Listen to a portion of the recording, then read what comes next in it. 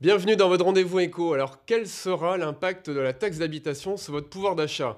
Le contribuable va-t-il payer justement une autre taxe? Comment elle va être compensée pour les collectivités locales? On va en parler avec vous, Dominique David. Vous êtes Bonsoir. député justement de la première circonscription de Gironde En Marche. Et on va en parler avec Patrick Mérian, qui est le secrétaire départemental du syndicat Solidaire Finances Publiques. Alors, Bonsoir. Dominique David, pourquoi on a fait cette réforme tout d'abord? C'était un engagement de campagne du président Macron qui visait à valoriser le pouvoir d'achat, augmenter le pouvoir d'achat des Français. Et il était assez naturel pour ce faire de passer par, de supprimer un impôt qui est aujourd'hui l'impôt le plus injuste qu'il soit. Puisque aujourd'hui, c'est un impôt qui n'est absolument pas corrélé à vos revenus, mais qui est corrélé aux valeurs locatives cadastrales qui datent des années 70. Alors je prends un exemple précis parce que ça ne parle pas forcément à nos téléspectateurs, mais sur une commune comme celle du Haillan, par exemple, sur un terrain agricole viabilisé récemment, sur lequel on peut construire un petit lotissement, donc où on va devenir propriétaire ou même locataire d'une petite maison, on va payer une taxe d'habitation qui est calculée sur la valeur du terrain alors qu'il était agricole, donc très faible, alors qu'à quelques centaines de mètres de là, en plein centre du Haillan, dans un petit appartement qui sera en milieu urbain et dont les valeurs locatives qui datent des années 70 prennent en compte le fait qu'on est en milieu urbain, eh bien, la personne qui est dans un petit appartement peut payer 2 fois ou peut-être 3 fois le montant de la taxe d'habitation par rapport à celui qui est donc dans son lotissement. Donc vous voyez, c'est un impôt qui était très injuste, donc c'était bien de commencer par le supprimer. Donc on va le supprimer, vous le savez, on va le C'est phaser sur progressif, 3 hein. ans. Ça, c'était une Oui. promesse de campagne. Alors, ça va se faire de manière progressive. Pourquoi finalement, au début, c'était juste 80% des Français? Pourquoi maintenant, ce sera 100% à l'horizon 2022, hein, c'est ça, hein? Alors, ce sera 100% à l'horizon 2022, mais accompagné d'une réflexion qui est déjà engagée, puisqu'il y a un certain nombre de discussions qui sont engagées avec des associations d'élus, pour réviser la fiscalité des collectivités territoriales, qui est aujourd'hui clairement un ambroglio de couches rajoutées les unes après les autres, qui font qu'aujourd'hui, on n'a pas de lisibilité et surtout, on n'a pas de cohérence entre les ressources, l'origine des ressources et effectivement les missions des différentes collectivités territoriales. Donc, dans 3 ans, après donc, le dégrèvement total de la taxe d'habitation, on s'engagera vers une réforme de la fiscalité des collectivités. Alors, quand on est contribuable aujourd'hui, on se dit, mais ils vont remplacer par quoi? Est-ce que finalement, c'est pas un tour de passe-passe? Est-ce que aujourd'hui, voilà, vous pouvez garantir en tant que député, ce ne sera pas le cas? Ce sera un vrai gain pour le pouvoir d'achat des Français. Notre engagement est de ne pas créer de nouvelles recettes fiscales. Et on est arrivé à produire, on a la semaine dernière voté la loi de règlement, donc l'arrêté des comptes de 2017, sans avoir créé de nouvelles ressources fiscales, alors qu'on avait un budget qui était très sous-financé par rapport à la réalité. C'est notre engagement sur ce quinquennat. Donc il n'y aura pas de nouvel impôt pour compenser des hausses ou l'élimination d'impôts comme la taxe d'habitation. C'est dans les économies, dans la rationalisation des dépenses de l'État, que nous trouverons les ressources nécessaires au financement de ce dégrèvement et de cette suppression. Patrick Mérian, vous êtes secrétaire en Gironde du syndicat majoritaire Solidaire Finances Publiques. Quelles sont pour vous les conséquences en interne déjà de cette mesure?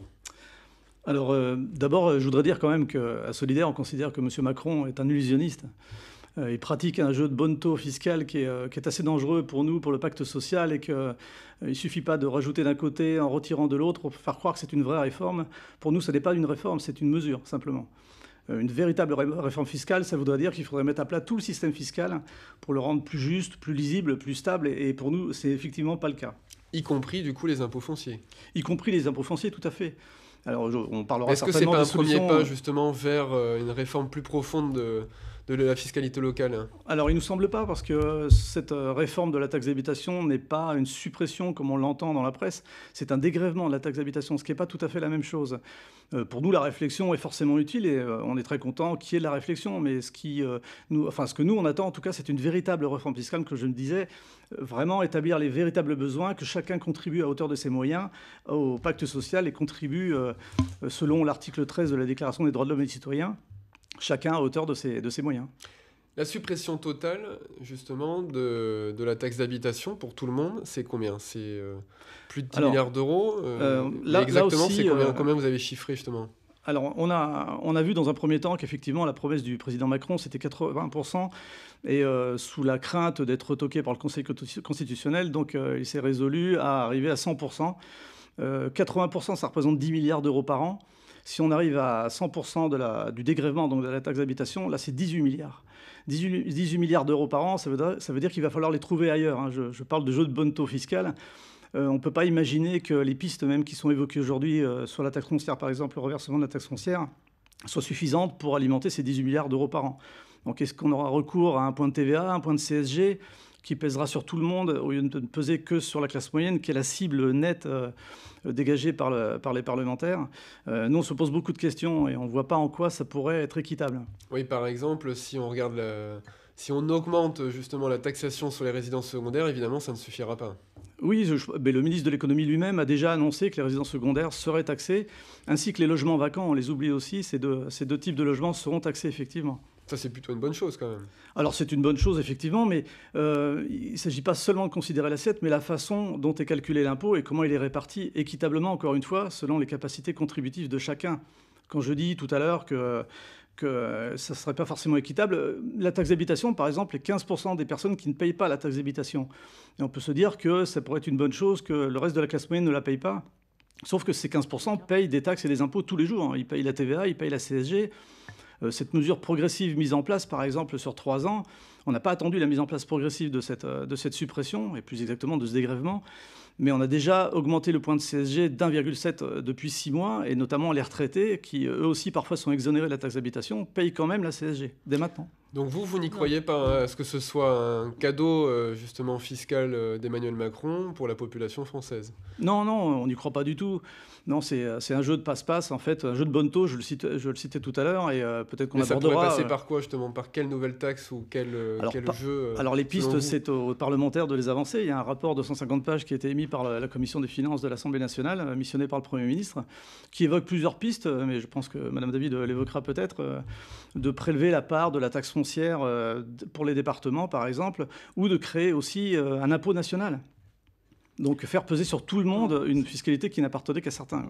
Dominique David, vous êtes favorable justement à quel type de solution? Alors d'abord, je voudrais rétablir une vérité, parce que dire que la taxe d'habitation ne compensera pas la hausse de la CSG pour un certain nombre de ménages, c'est une erreur, puisque la CSG ne s'impose qu'à partir d'un certain montant de revenus, et que, donc à partir de ce certain montant de revenus, on paye effectivement la taxe d'habitation. Donc il y aura forcément une compensation.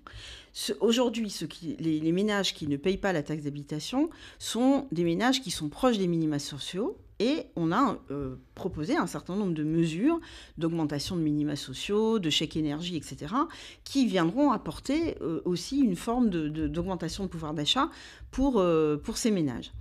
Pour ce qui concerne la réforme de la fiscalité, l'idée, c'est de réfléchir vers chaque collectivité des ressources qui aient un lien avec leur mission de base. Je prends un exemple. Le Conseil régional a une mission de développement économique. C'est déjà le cas depuis la dernière loi de finances, qu'il ait des ressources qui concernent en fait une partie de la TVA, donc qui soit une recette dynamique, puisqu'elle est effectivement assise sur le développement économique, ça paraît assez logique. Que l'on donne aux communes l'intégralité de la taxe foncière, puisqu'il y a aujourd'hui une partie de la taxe foncière qui est versée au conseil départemental, parce que effectivement les communes ont dans leur mission la main totalement sur leur foncier, sur leur aménagement, etc. Ça aussi, ça a une certaine cohérence.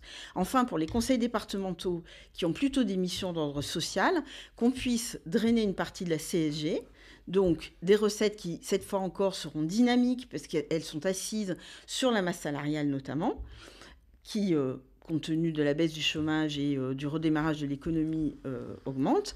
Là aussi, c'est une logique de solidarité, puisque ce sont les salariés et une partie des retraités, encore une fois, ceux qui aujourd'hui sont soumis à la CSG, qui contribueront pour les missions sociales d'un conseil départemental. Donc là, si vous voulez, on est sur une logique, un réalignement entre les missions des différentes collectivités et les sources de financement. Et vous, la solution que vous préconisez, en tant que député, membre de la commission en plus des lois de finances? Mais je trouve que cette approche est extrêmement intéressante. Bon, elle est associée avec un effort, un plan d'économie de la part des collectivités, puisque ça aussi, c'était tout à fait clairement annoncé dans notre programme. 13 milliards d'économies seront demandées à l'horizon 2020 aux collectivités territoriales. Un certain nombre de collectivités jouent le jeu, puisqu'on a appris hier que le Conseil régional avait signé le contrat Ça n'a pas été de gaieté de cœur. Hein. Ben, ils l'ont fait. Le Bordeaux Métropole l'a fait. Donc, elles se sont ainsi engagées à maîtriser la hausse de leurs dépenses à plus 1,2% de leurs dépenses de fonctionnement. Donc, on est quand même là sur des choses qui sont maîtrisables.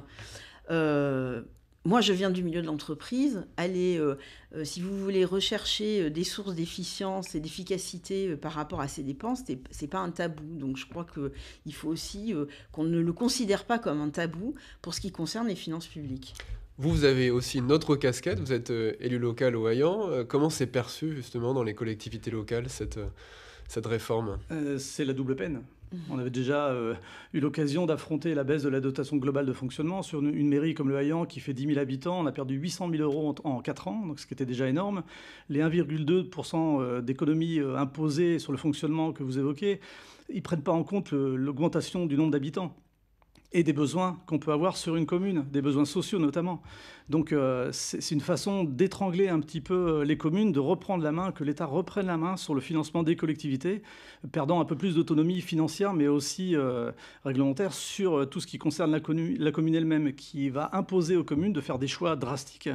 Est-ce qu'on va, par exemple, renoncer à la qualité des repas pour les enfants, par exemple, alors qu'on lutte contre la mauvaise nourriture? Est-ce qu'on va renoncer à des aides sociales, à aider, par exemple, les personnes âgées isolées? Enfin, c'est un certain nombre de choix qu'on va être obligé de faire parce qu'on sera étranglé financièrement. Oui. Dominique Lavine, souvent d'ailleurs ce qu'on entend de la part des collectivités locales, c'est de dire « nous on va faire des efforts, on en a déjà fait beaucoup, mais l'État n'en fait pas assez ». Alors l'État va en faire, puisque la démarche CAP 22, Action CAP 22 est justement une révision, une réforme en profondeur de l'action publique. Mais je voudrais revenir sur cette histoire de DGF, et puis essayer de parler clairement, parce qu'on a en face des téléspectateurs qui ne sont pas des spécialistes des finances publiques. Qu'on soit bien clair sur ce que représente le concours financier de l'État pour les collectivités territoriales. Il ne s'agit pas d'une allocation fixe qui serait donnée quoi qu'il arrive aux collectivités. Il s'agit d'équilibrer en fait un budget global. Donc, nous nous sommes engagés d'une manière générale à stabiliser la dotation de l'État d'une manière globale aux collectivités. Après, dans la redistribution, ce qui est pris en compte, c'est les recettes, les variations de recettes fiscales de la collectivité. Une collectivité, je prends un exemple tout simple, une collectivité qui a 50% de ses recettes fiscales dans ce qui contribue à son budget direct, par exemple les cotisations des entreprises. Au Hayan, où vous avez des activités, je crois que vous privilégiez un tiers d'activités, ben voilà, vous avez des recettes qui vous viennent des entreprises. Si d'une année sur l'autre, cette part de financement propre augmente, ben forcément, la dotation de l'État va diminuer, puisque l'idée est de préserver un équilibre global des financements. En plus, dans une métropole comme Bordeaux Métropole, il y a un principe de solidarité, c'est-à-dire que les communes du Hayan, qui sont plutôt des communes favorisées, enfin je veux dire par rapport à d'autres communes, je prends certaines communes de la rive droite, contribuent sous la forme de péréquation à équilibrer les comptes des collectivités qui sont moins favorisées. Voilà. Merci à tous les deux de nous avoir éclairés sur ce débat justement complexe. On va terminer par une dernière info, une info emploi, c'est Betclic, qui est le site de paris sportifs en ligne, qui va recruter 100 personnes à Bordeaux d'ici un an. Et l'entreprise, je vous le rappelle, a délocalisé justement son siège social parisien depuis octobre dernier ici sur les bords de Garonne. Elle est implantée au bassin Flot, elle emploie déjà 150 salariés. Et elle est en plein essor, donc elle recherche notamment des développeurs informatiques, des data scientists ou encore des spécialistes du marketing. Et c'est une info que vous avez pu lire en exclusivité dans la newsletter Écho de Sud-Ouest, newsletter à laquelle vous pouvez vous abonner gratuitement, si vous n'êtes pas déjà inscrit, sur sudouest.fr/économie. Et on se retrouve très vite sur TV7, bien sûr, la semaine prochaine.